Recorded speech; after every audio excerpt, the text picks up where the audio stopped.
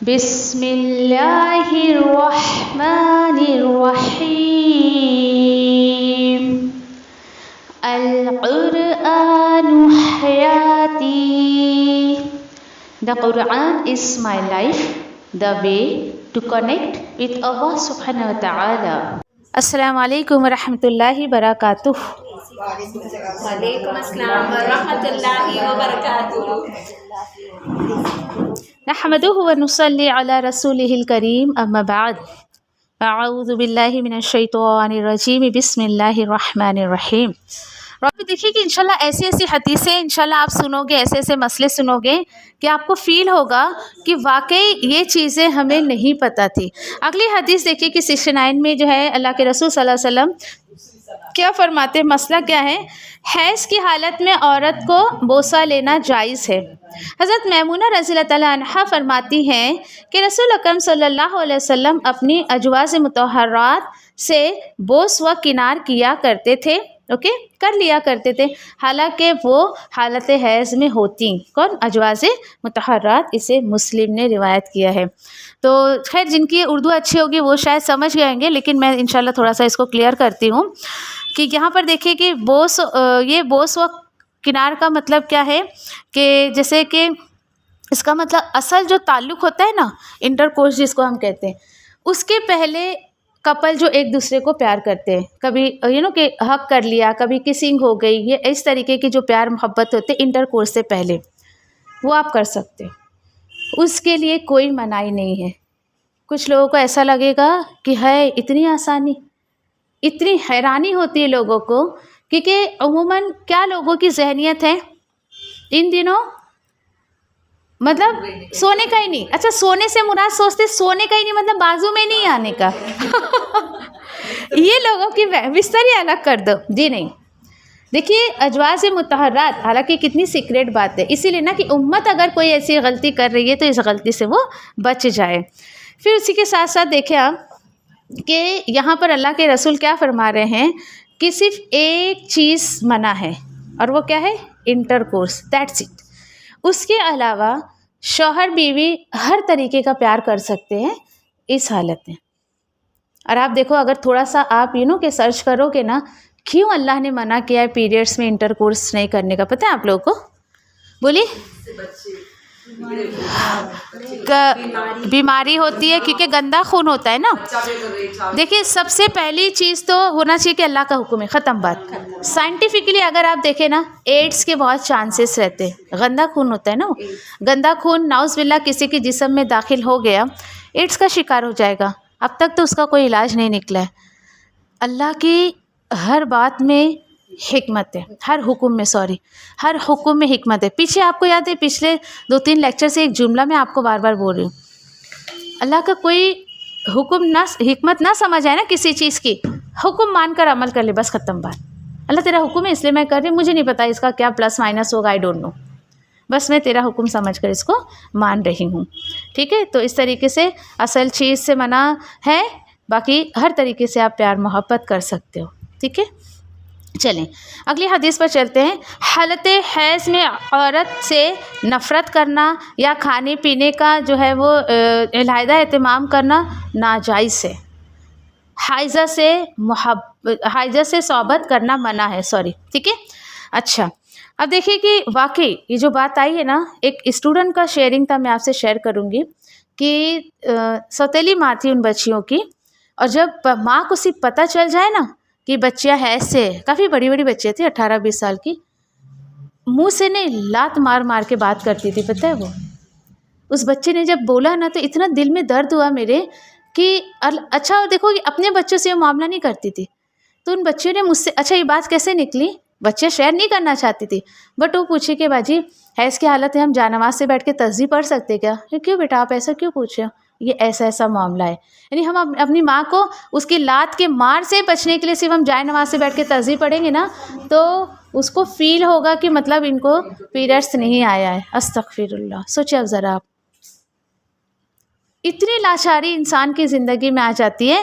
منع کر رہے اللہ کے رسول کہ حیض میں جو لڑکیاں ہیں، عورتیں، ان سے نفرت مت کرو. اس کی اپنی کیا اس میں غلطی ہے نا؟ اور جو ہے وہ اس کو الگ رکھنا بھی ناجائز ہے. ہاں اس سے حالت حیض میں صحبت کرنا منع ہے، یعنی انٹر کورس کرنا منع ہے. اس کی حدیث انشاءاللہ دیکھتے ہیں.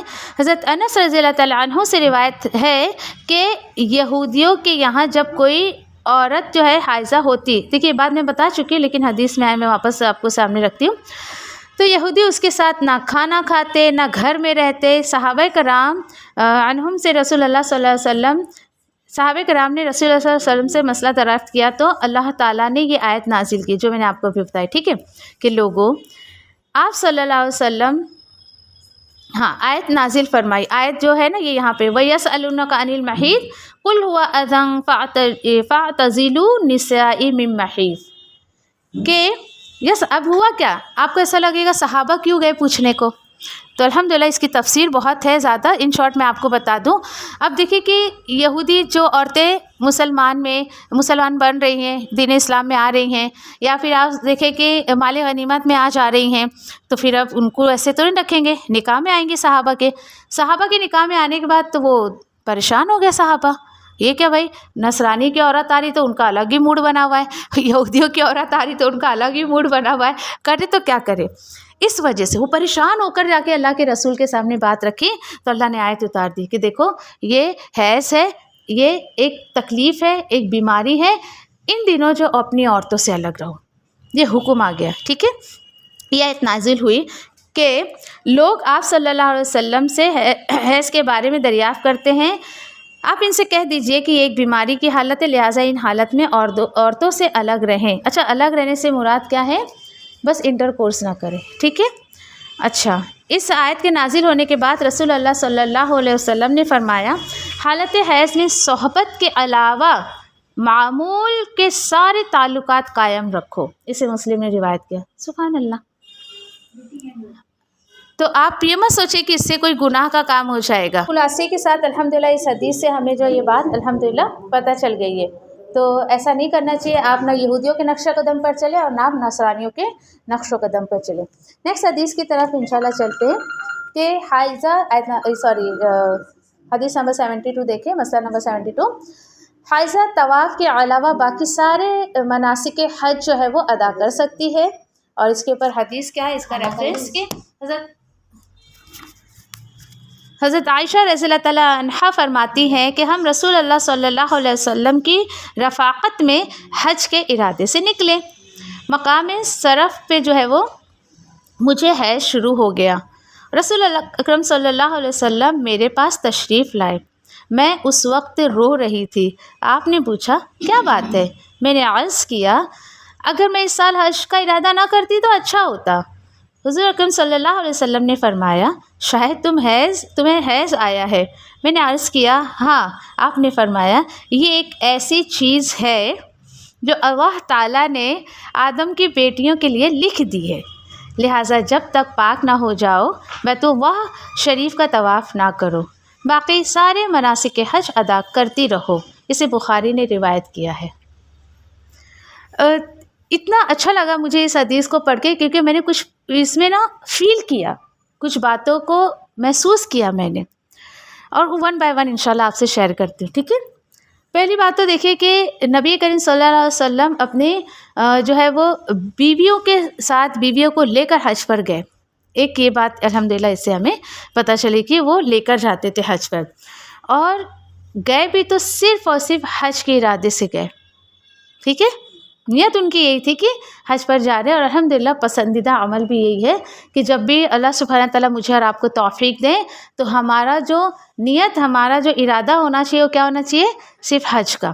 وہاں جانے کے بعد فائدے اٹھاؤ آپ، نو پرابلم. اصل چیز گھر سے ہم کس نیت سے جا رہے ہیں. پھر تیسری بات اس میں دیکھیں آپ، عائشہ رضی اللہ تعالیٰ عنہ کو جو ہے یعنی کہ گئے وہاں پر، سفر میں ہو گیا ایسا، وہ بول رہے ہیں اپنے مسئلے کو، وہ رکھ رہی ہے نبی کریم صلی اللہ علیہ وسلم کے سامنے، لیکن اللہ کے رسول نے سفر کو چینج نہیں کیا. دیٹ مینس ارادے کو چینج نہیں کیا کہ نہیں اچھا چلو ایسا ہو گیا، چلو واپس جاتے ہیں، نہیں بعد میں آئیں گے. نو بالکل بھی نہیں. ٹھیک ہے. اچھا، پھر اسی کے ساتھ ساتھ دیکھیں انہوں نے سفر کو چینج نہیں کیا. لیکن اب دیکھیں کہ عموماً لوگ جب حج اور عمرے پر جاتے ہیں نا تو ایسی باتوں کو لے کر بہت زیادہ پریشان ہو جاتے ہیں. हो जाएगा तो मैं क्या करूं, फिर बहुत सारी तरकीबें लगाते हैं। ठीक है, मैं और आप भी गए तो हमारे साथ ये मसला हुआ है, ऐसा नहीं कि नहीं हुआ है। हाँ, अल्लाह ने तौफीक दी तो हम गए और हुआ हमारे साथ ही मसला। तो लोग कुछ ना कुछ तरकीब लगाते हैं, चल भाई मैं टैबलेट ले लूँ, कुछ कर लूँ ये, लेकिन वो हो ही जाता है। ठीक है क्योंकि देखिए क्यों मालूम, अभी बताती हूँ। देखिए अच्छा, और इसके बाद देखिए कि इससे देखिए कि और इंशाल्लाह ये जो टॉपिक है ना, ऐसा कि क्या हम जाते हैं तो क्या कर सकते क्या नहीं कर सकते, डोंट वरी, आगे टॉपिक आने वाला है तो इन डिटेल हम बात करेंगे। यहाँ पर जो मेन टॉपिक है ना उसकी तरफ आते हैं। फिर उसके बाद देखिए कि अगला पॉइंट अगर आप इसके ऊपर अगर समझना चाहें ना तो कि जो होना है वो अल्लाह के हुक्म से होना है। ये बात देखिए, आप कितनी भी तरकीब लगा कर जाएं, कितने भी आइडियाज़ लगाएं, कोशिश करें, जो होना है वो तो अल्लाह के हुक्म से होना है। फिर इसके बाद देखिए कि इस हदीस में आप देख रहे हो कि उस मसले को कितनी अच्छी तरीके से खोल कर बयान किया गया है ना। कि जैसे समझे कि आयशा रज़ियल्लाहु तआला अन्हु को जैसे कि हुआ वो तो वो रो पड़ी, और इस हालत में आप हज पे गए हैं, उम्रे पे गए हैं, और ऐसा हो जाना ये फितरी चीज़ है, नेचुरल चीज़ है कि औरत को रोना आ जाता है। और मैं अपने बारे में आपको कहूँ, कोई सेंस नहीं था। हालांकि मैं फ़्रेश होकर, जब अल्लाह ने तौफीक दी, फ़्रेश होकर ही गई। जब हमारी फ़्लाइट थी कुछ दिन पहले ही फ्रेश हुई थी, और समथिंग जो भी मेरी डेट है, जैसे हाँ 20 डे से, तो हाँ एक इत्मीनान था मुझे कि अल्हम्दुलिल्लाह मैं वहाँ मेरा उम्रा हो जाएगा और मैं फ़्रेश हो जाऊँगी, ऐसा वैसा। और उम्रा किया, and then after 2 days periods हो गया। कोई मतलब टाइम भी नहीं था। अब आप सोचे ज़रा, जो मेरा रोना धोना और दिल में इतनी तकलीफ़ मुझे। अच्छा, किस बात की तकलीफ़ होती है, आपको क्या लगता है, बोले? अल्हम्दुलिल्लाह, है ना, ये फीलिंग सबकी होती है कि बताओ मैं इतनी ये सोचते ना कि इतनी दूर गए हैं और फिर जो है वो नहीं, मैं इबादत नहीं कर पाऊँगी सही तरीके से। सबसे बड़ा मेरा भी यही गम था कि यहाँ लेकिन अल्हम्दुलिल्लाह उम्रा हो गया था अल्लाह के हुक्म से। जो नियत थी अल्लाह ने उसको जो है वो पूरी करी अल्हम्दुलिल्लाह। और उसी के साथ साथ देखिए आप एक बात नोट करें आप कि आयशा रज़ियल्लाहु तआला अन्हु का जो है वो पूछने का अंदाज़ कितना अच्छा है। नबी करीम सल्लल्लाहु अलैहि वसल्लम का भी अंदाज़ आप देखें कि कितने अच्छे से पूछ रहे हैं। यानी उनकी बात से देखिए ये अंडरस्टैंडिंग होनी चाहिए एक हस्बैंड वाइफ के बीच में। खुलकर नहीं कहा मुझे पीरियड्स हो गया है, और रौल नहीं मचाया या शोर नहीं मचाया या फिर परेशान नहीं किया शौहर को, योग ऐसा वैसा ना। मैं तो इतनी खामोश हो गई थी जब मेरे साथ मामला होता कि मेरे शौहर परेशान हो गए थे मेरी खामोशी से। मैं बिल्कुल खामोश हो गई थी गम के मारे एकदम, कि मैं इबादत नहीं कर पा रही, मतलब मस्जिद नबी नहीं जा पा रही। मस्जिद नबी अल्हम्दुलिल्लाह मदीना जाने तक तो सही था, लेकिन यहाँ पे हरम शरीफ में नहीं जा पा रही हूँ, बाहरी। हाँ ये है कि आप हुदूद में नहीं जा सकते, इंशाल्लाह आगे मसला आ रहा है वहाँ पे हम शेयर करेंगे, हाँ ऐसा। लेकिन खुतबा हो रहा है या फिर तिलावत हो रही कुछ तो आप मतलब सुन सकते हो, ठीक है। हाँ फिर उसी के साथ साथ देखिए कि पूछ कितने अच्छे अंदाज में उन्होंने कहा कि काश मैं इस साल हज पे नहीं आती, है ना। उनकी बातों से अल्लाह के रसूल ने अंदाज़ा लगा लिया और कहा कि तुम्हें हैज़ है क्या, इस तरीके से, है ना। फिर देखिए अल्हम्दुलिल्लाह कि आप सल्लल्लाहु अलैहि वसल्लम का तसल्ली देने का अंदाज़ आप देखें कितना खूबसूरत अंदाज़ है। कैसे उन्होंने जो है वो किस अंदाज़ में कहा कि ये तो एक ऐसी चीज़ है जो अल्लाह की तरफ से है और आदम की बेटियों के लिए लिख दी गई है। कोई बेकार के अल्फाज नहीं इस्तेमाल करें, इतने अच्छे अंदाज़ में अल्लाह के रसूल ने जवाब दिया।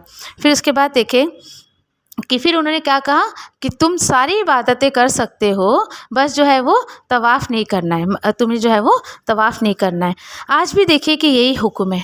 आज भी अगर मेरे और आपके साथ ऐसा मसला पेश आ जाए, सारी इबादतें आप करें, ठीक है, जो भी अरकान है, अरकान का मैं कह रही हूँ, लेकिन सिर्फ तवाफ़ नहीं करना है आपको, हाँ तवाफ़ नहीं करना है, ठीक है।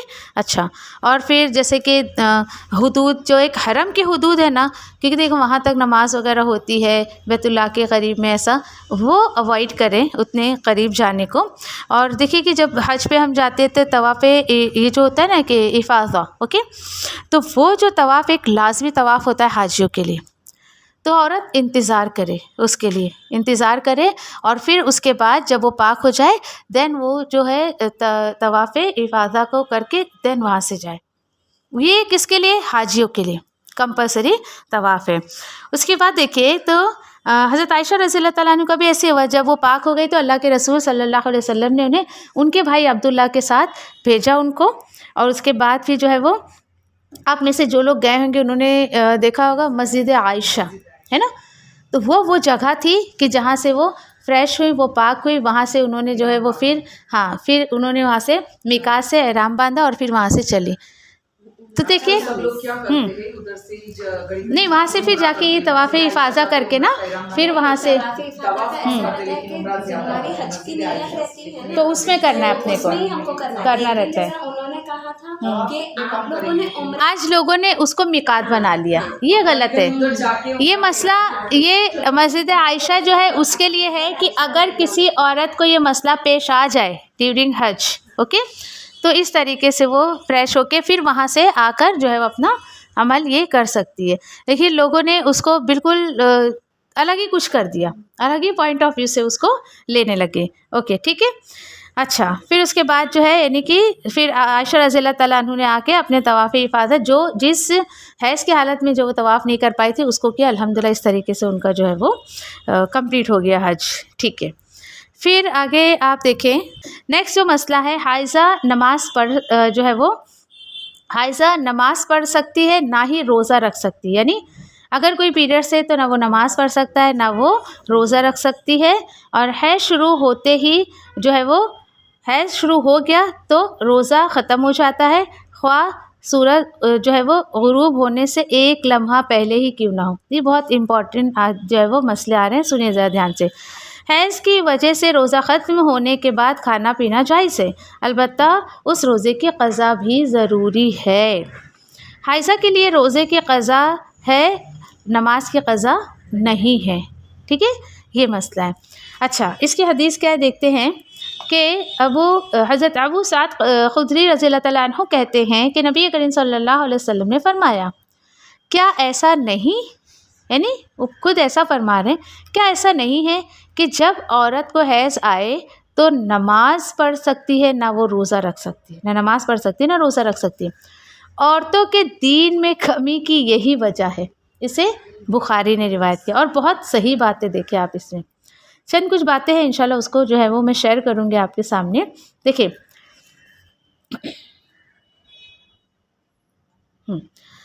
देखिए यहाँ पर जो भी यहाँ पर मसले जो है यानी कि हमने पढ़े अभी तक रोज़े के ताल्लुक़ से, नमाज के ताल्लुक़ से, तो कुछ बातें देखिए कि ये बहुत आम बात है लेकिन लोगों को पता नहीं है।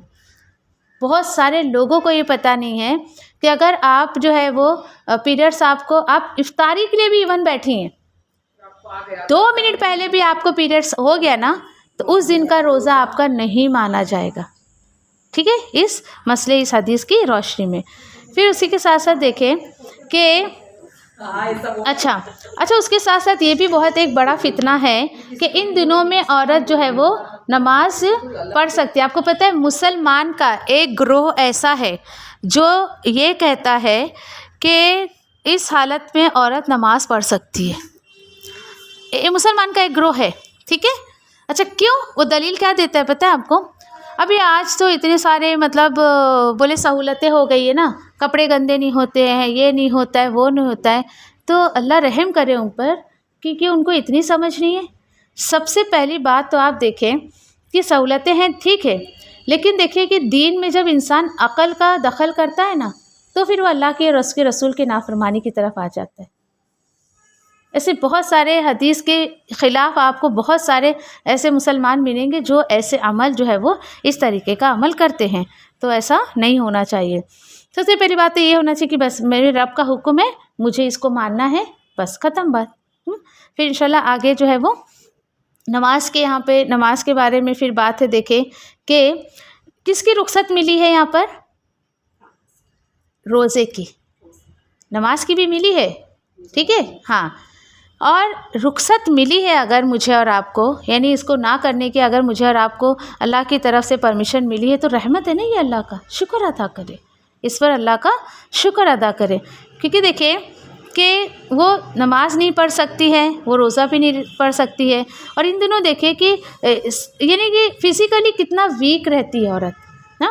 اب وہ ایک اپنے آپ کو بیمار جو محسوس کرتی ہے اور بیماری کی بہت زیادہ وہ جو ہے وہ قریب رہتی ہے. دوسرا یہ دیکھیں کہ پھر آپ سے کوئی پوچھے کیوں بھائی کیوں نماز نہیں پڑھ سکتی, تو اللہ کا حکم ہے. سب سے پہلی بات تو ہمیں یہ رکھنا چاہیے. اور روزے میں یہ کہ بیماری کے بہت قریب ہوتا ہے, اللہ خود فرما رہا ہے بھئی ایک طریقے کی بیماری ہے, تمہیں جو ہے وہ اس پر احتیاط کرنا چاہیے. پھر دیکھیں کہ اگر وہ نماز پڑھتی ہے تو فلو ہو رہا ہے, کتنا مائنڈ ڈسٹرب رہتا ہے اس کو. سوچے ذرا, یعنی اگر اللہ نے اس چیز کا حکم دیا ہے یا رخصت ہے تو اس کے پیچھے بہت حکمت ہے اللہ سبحانہ تعالیٰ کی. ہو سکتا ہے کہ اس کا جو ہے بار بار دھیان اسی کی طرف چلے جائے.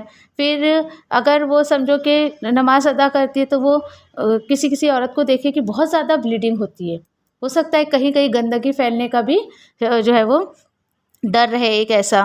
اور روزے میں دیکھیں کہ جسم میں ایک طریقے کی کمزوری ہمارے جو ہے وہ ہو جاتی ہے, کیونکہ دیکھیں جسم سے کوئی چیز خارج ہو رہی ہے, اندر آ نہیں رہی کوئی چیز, باہر جا رہی ہے کوئی چیز, تو کتنی جسم میں کمزوری ہو جاتی ہے, پانی کی کمزوری ہو جاتی ہے. کسی کو کہ بی پی لو ہونے کا مسئلہ ہو جاتا ہے اس طریقے سے. یعنی کہ آپ روزے کے حالت میں دیکھیں آپ کسی کو یہ سب تکلیفیں ہو جاتی ہے. ایک حائضہ عورت اگر یہ رکھے تو اس کو بیماری پر بیماری ہو سکتی ہے. پھر پانی کی اس کے اندر کمی ہے, چڑچڑاپن اس کے اندر آ جاتا ہے, اس کے اندر چیزوں کو برداشت کرنے کی طاقت جو ہے وہ بہت کم ہو جاتی ہے. ہر عورت اپنے آپ کو جانچے ذرا, یہ ساری چیزیں ایک ہفتے میں وہ اس کے اندر چینجز آتے رہتے ہیں, یہ ساری چیزیں اس کے اندر جو ہے وہ ہوتی رہتی ہے. ٹھیک ہے. پھر اسی کے ساتھ دیکھیں کہ ایک معروف ہے نا ہمارے سماج میں, جب کہ یہاں پر مسئلہ اور حدیث کی روشنی میں دیکھیں کہ اگر کچھ لمحہ پہلے بھی سورج نکلنے سے پہلے یا افطاری سے پہلے بھی حیض ہوا ہے تو اس دن کا بھی اس کو قضا رکھنا پڑے گا. یہ ہم نے یہاں پر جو ہے وہ مسئلہ دیکھا یا حدیث میں دیکھے. ٹھیک ہے. مگر دیکھیے کہ لوگ کیا کہتے ہیں, آپ نے بھی سنا ہوگا, نہیں 12 بجے کے پہلے ہوا نا تو کیا کرنے کا, تو روزہ نہیں ہوتا ہے, نہیں ہوتا ہے, بعد ہوا نا تو ہمارا پورا روزہ ہو گیا. اب آپ سوچیں ذرا, سوچیں یہ کتنی بڑی تہمت یا جھوٹ گڑا جا رہا ہے اللہ کے رسول پر, نعوذ باللہ. سوچیں ذرا اب آپ, جبکہ یہاں بتایا جا رہا ہے کچھ لمحے پہلے بھی ہوا تو روزہ ختم ہو جائے گا, اس دن کا بھی آپ کو روزہ رکھنا ہے. اور اس کے بعد دیکھیے کہ کچھ بھی یعنی کہ آپ کو اجر کچھ نہیں ملے گا. اگر آپ نے سمجھو کہ کچھ کھایا پیا نہیں, آپ کا دل نہیں مان رہا, ٹھیک ہے نا, لیکن حکم تو یہ ہے کہ کھا پی لے. ٹھیک ہے, کھا پی لے, چاہے افطاری سے پہلے نہیں دل مانتا ہے تو کوئی بات نہیں, لیکن حکم ہے کہ آپ کیا کر سکتے ہو, کھا پی سکتے ہو. اور پھر آپ اس نیت سے کھائے پیے, دل نہیں بھی مان رہا ہے, نہیں اللہ نے حکم دیا ہے. پہلی پیورٹی آپ کو یہ رکھنی ہے کہ اللہ نے حکم دیا ہے. نہیں کچھ لوگ ہوتے نہیں بابا میرا دل نہیں مان رہا کھانے کو, وہ کیا سوچتے ہیں میں ایسا کروں گی تو شاید اس دن کا روزہ میرا کاؤنٹ ہو جائے گا, تو ایسا نہیں ہوتا ہے. ٹھیک ہے. اچھا, پھر اس کے بعد دیکھیے کہ اللہ تعالیٰ خود یہاں پر جو اس حدیث میں پتہ چل رہا ہے نا ہمیں کہ وہ خوشی سے کھا پی سکتی ہے. اچھا, یہ ہو گئی روزے کی بات. اب دیکھیے آپ نماز کی بھی رخصت دی گئی ہے. یہاں کیا کہا گیا, روزے کی قضا ہے مگر نماز کی نہیں ہے. اب ذرا ایک آپ کیلکولیشن رکھیں. ٹھیک ہے. دیکھیے کسی کی حیض کی مدت 6 دن ہوگی, 7 دن ہوگی, 10 دن ہوگی. اگر اس کا سال میں ایک دفعہ 1 مہینے کا 8-10 روزہ چھوٹا ہے تو پورے 11 مہینے میں وہ کہیں نہ کہیں اس کو کور کر لے گی. لیکن آپ ایک دن 5 وقت کی نماز کو کیلکولیٹ کریں, چاہے اس کو 5-6 دن 10 دن ہوا, پھر اس کو ملٹیپلائی کریں, کتنی رکعتیں نماز نکلتی ہے آپ دیکھیں. اگر دیکھیں کہ اللہ کی طرف سے رخصت ملی تو اس کی حکمت بہت ہے. سوچیں ذرا, جو کیلکولیشن کر کے رکعتیں نکلتی ہے اب وہ پاک ہو گئی. اب بتائیں وہ ڈیلی بیسس پر جو وقت کی نماز ہے وہ ادا کرے گی یا جو پیچھے اس نے چھوڑ دیا وہ ادا کرے گی. یہ تو بوجھ ڈالنے والی بات ہے اپنے اوپر, کہ انسان اپنے اوپر بوجھ لے رہا ہے اس چیز کا. تو سوچیں اب ذرا کہ یہاں پر اللہ کے رسول صلی اللہ علیہ وسلم کے حدیث کی روشنی میں کہ نماز کی قضا نہیں ہے لیکن آپ کو روزے کی قضا دینی ہے. سوچیں ذرا آپ. اب اس حدیث کی روشنی میں آپ اس بات کو بھی رکھیں آپ, پھر لوگ کس بیس پہ قضائے عمری کی دلیل دیتے ہیں, کس بیس پہ. بھئی یہاں پر ہفتے بھر کی نماز چھٹی ہوئی کو منع کر رہا ہے اللہ تعالیٰ پڑھنے کو, عمر کی نماز پوری عمر کی کیسے تم کیلکولیٹ کرو گے؟ سوچے ذرا، پورے عمر کی نماز کیسے کیلکولیٹ کرو گے؟ حیرت کی بات ہے نا. تو یہ دیکھیے آپ نے فرائض ادا کر دیا، ایک کامن سینس جو انسان کر سکتا ہے، فرائض ادا کر دیا، تہجد پڑھو. اس کے علاوہ بھائی جو کہ جو آپ صلی اللہ علیہ وسلم سے ثابت ہے نماز ہے نا، اشراق کی نماز ہو گئی. آپ کوئی حاجت ہے آپ کو، وہ نماز آپ پڑھ لو، ہے نا. آپ مسجد میں گئے تو 2 رکعت نماز تحت الوضو کی آپ پڑھ لو. ان چیزوں کو اہمیت دو نا جو اللہ کے رسول نے کیا ہے. تو کیا ہوگا اس سے میرا اور آپ کو کچھ فائدہ تو ہونا ہے. لیکن ایسے بے تکی باتیں کسی کی بھی کر لیں آپ، اور جو نہ حدیث سے ثابت ہے نہ وہ قرآن سے ثابت ہے، تو اللہ نے کیا کہا؟ ایسے عمل کو کیا کرے گا؟ رد کر دے گا. ایسے عمل اللہ تعالیٰ فرماتے ہیں جس پر میرے اور میرے رسول کے عمل کی مہر نہیں لگی ہوگی، حکم کی مہر نہیں لگی ہوگی، اس عمل کو میری نظر میں تو مردود ہے، وہ میں اس کو ایکسیپٹ نہیں کروں گا. پھر بے جا انسان بس یوں ہی محنت کیے جا رہا ہے، اجر کچھ نہیں ملنا ہے اس کو. تو پہلے بالکل اپنے جو فرائض پہ دھیان دیں، اس کے بعد آپ صلی اللہ علیہ وسلم جو سنتیں ادا کیا کرتے تھے اس پر. آپ کے پاس بہت وقت بچتا ہے تو آپ کریں نفل ادا، میں منع نہیں کرتی، کریں، کیونکہ آخرت میں کچھ ہماری لیکن جو کمی بیشی ہوگی اللہ تعالیٰ نفل نماز سے اس کو پوری کریں گے. میں یہ نہیں کہہ رہی کہ آپ نہ پڑھیں، لیکن اپنی جان پر بوجھ نہ ڈالیں. کیوں؟ جسم کا ایک ایک حصہ آپ سے حساب مانگے گا. اللہ اس نے مجھے بہت بوجھ ڈالا، آپ تیار ہیں حساب دینے کے لیے؟ تو کرے بھائی، جائیں اپنی ذمہ داری پر. ہاں کیا کرنا ہے، ٹھیک ہے.